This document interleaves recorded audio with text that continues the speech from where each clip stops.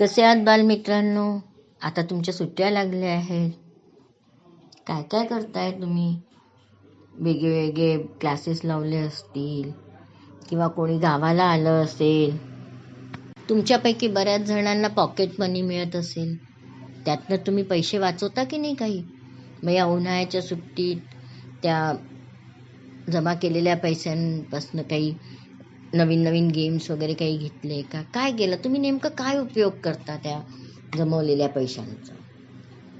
एका मुलाने याचा इतका सुंदर उपयोग केला, त्याचीच गोष्ट मी तुम्हाला सांगणार आहे. त्यांनी स्वतः तर पैसे जमवलेच, पण इतरांनाही त्यांनी पैसे जमा करायची एक सवयच लावून दिली. बचतीचं महत्त्व लोकांना पटवून दिलं. तो मुलगा कोकणातला होता, सामान्य परिस्थितीतला, पण हुशार. खूप हुशार होता तो. 1920 साली तो बंगळुरूला आला डॉक्टर होण्यासाठी आणि लगेचच त्यांनी आपलं शिक्षण पूर्ण केलं. हुशारच होता कारण तो, आणि त्याला पुढे जपानमध्ये जायचं होतं पुढील शिक्षणासाठी, पण परिस्थिती नव्हती चांगली. आणि शिवाय आईवडिलांना वाटायचं की लहान गावात त्यांनी आता तिथल्या गरीब लोकांची मदत करावी, तिथे त्यांनी आपला दवाखाना उघडावा. म्हणून त्यांनी आपल्या गावी मालपेमध्ये दवाखाना उघडला. तिथे सगळे मच्छीमार लोक होते, गरीब लोक होते. आता गरीब लोकांपासून याला पैसे असे किती मिळणार? आजकाल तर डॉक्टर झाले तर लोकांना लगेच खूप पैसे कमवायचे असतात. पण अशा वेळेला मग ते काही डिप्रेशनमध्ये जायला लागले. मला पैसे नाही मिळत, मला बाहेर शिकायला जायची इच्छा होती, पुढचं शिक्षण नाही घेता येत. अशी परिस्थिती बऱ्याच लोकांच्या आयुष्यात येते. मनासारखं काही नाही झालं की माणूस वैतागतो. पण अशा वेळेला जर वेळेवर आपल्याला आपण सावधपणे सावरून घेतलं, स्वतःला सावरून घेतलं, तर पुढचं आयुष्य खूप उज्ज्वल होऊन जातं. याचंच उदाहरण आहेत बरं ते. मग त्यांनी विचार केला की जर इथे लोक इतके गरीब का, काय करता येईल यांच्यासाठी. तर त्यांनी बघितलं की इथल्या लोकांना दारू प्यायची सवय आहे आणि त्यामुळे त्यांचा पैसा खूप वाया जातो. मग तिथल्या बायकांना त्यांनी सवय लावली की तुम्ही पैसे जमा करा, आणि ते जे पैसे त्यांचे जमा होत होते ते पैसे ते या डॉक्टरांजवळच ठेवायचे, त्याचा हिशोब ते ठेवायचे. आणि मुलं त्यांना खूप पोषित दिसले.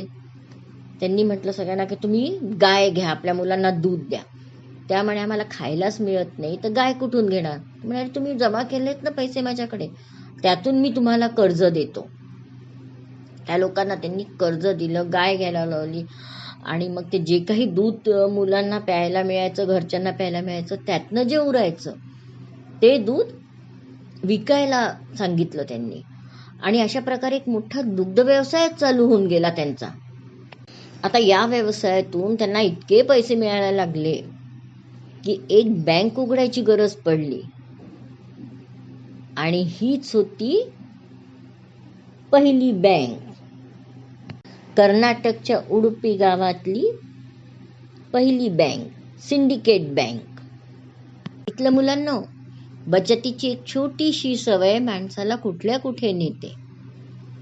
म्हणतात ना, थेंब थेंब तळे साचे. हिंदीतही एक म्हण आहे, बूंद बूंद से सागर भरता है. तर आपले छोटे छोटे प्रयत्न सुद्धा खूप मोठं स्वरूप घेऊ शकतात. या गोष्टीतून आपल्याला